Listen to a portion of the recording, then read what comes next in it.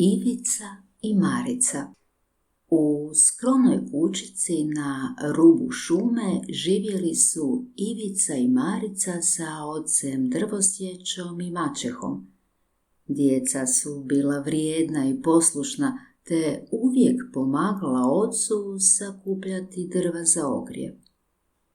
Jednoga dana, ljutita zbog velikog siromaštva, maćeha nagovori muža da odvede i ostavi djecu u šumu, jer je smatrala da su na teret obitelji i veliki trošak.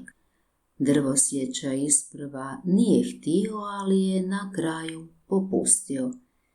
Ivica je čuo razgovor te je u džep stavio komadić kruha.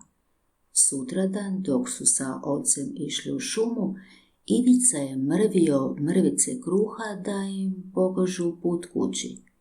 No gladne ptičice pojele su mrvice kruha, a Ivica i Marica izgubila su trage i svaku mogućnost povratka kući.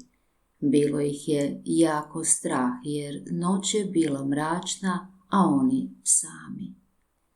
Kada je svanulo, gladna dječica krenuli su putem još dublje u šumu. Iznemogli, stigli su do male kućice koja je bila sva od kolača i čokolade, a vrata i prozori od bombona i marmelade. Sve je na kućici bilo tako primamljivo da su djeca počela slasno jesti komad po komad. Cijela kuća izgledala im je kao velika torta.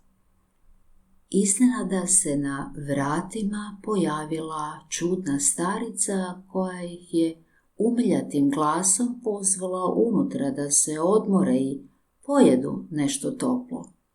No, čim su Ivica i Marica ušli, starica je zaključala vrata, a Ivicu zatvorila u kavez.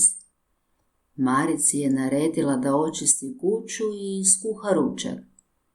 Djeca nisu ni slutila o kakvoj se opasnoj vještici radi.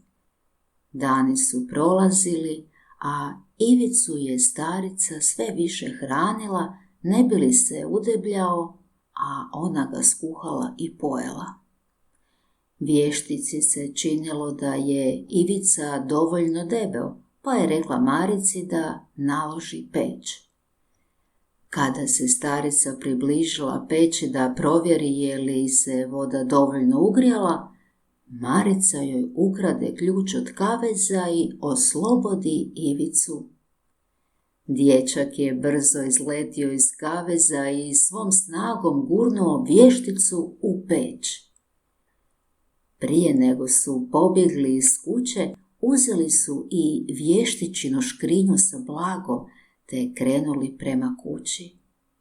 Putem su naišli na velikog labuda koji ih je odveo i od gore vidjeli oca kako ih traži u šumi.